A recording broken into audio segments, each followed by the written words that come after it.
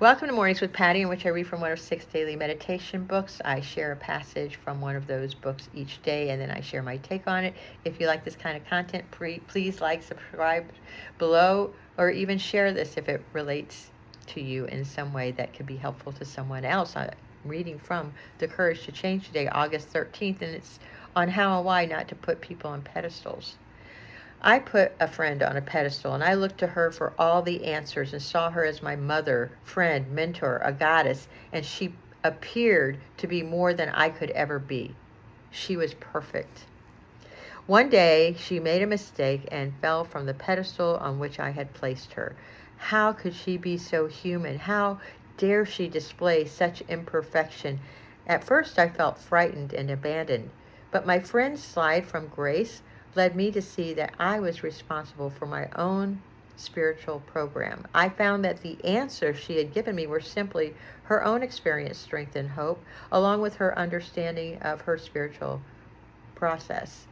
I learned that the tools of our spiritual program are available to me too. And I learned that although she was my friend, we were both changing, stumbling, growing members of a spiritual community. And most importantly, I learned that setting a human being up to be perfect creates inevitable failure.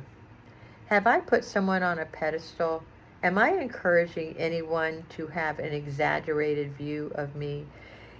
My spiritual program helps me see that while we offer mutual support, we must learn to rely on ourselves. Today, I will remember that my answers lie within me. A few years ago, a really dear friend of mine who I absolutely adored.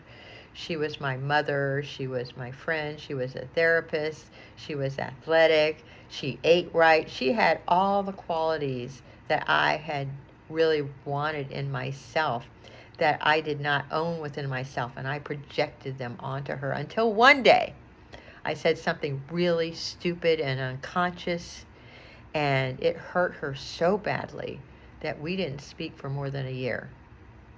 And it devastated me. And it devastated her too, because she thought I was something that I wasn't, and I thought she was something that she wasn't. And so we came back together, we reconvened, we reconnected, we owned our own shit of the whole process. And then we learned to love each other again in a different way, in a more loving way, in a more honest way, in a more humble way. That neither of us were better than the other. We're just different. And we needed to own our own qualities and not project them on the other.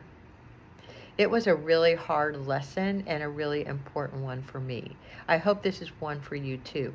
I do have a tendency to put people on pedestals, and I do have a tendency to exaggerate my worth. And please forgive me for that, because that's not my idea. That's not my goal, not my conscious goal.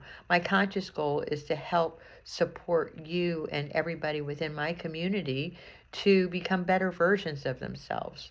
And I see things because I'm older and I'm a little psychic and I have a lot of experience, and I don't want to be put on a pedestal, and I don't want you to put me on a pedestal. I'm as human as you are. Just ask any of my friends all the failures that I've had in my life. There are so many of them, and how I've disappointed them, and how we still love each other despite our humanness. And I just beg of you to love each other. And one other thing that I did during this really big event of my life is I did not gossip about her, not to one person, because I did not want to endanger her reputation because of my experience. If this resonates with you, please share it with somebody and take your friend off a pedestal and just love them because they love you. I love you.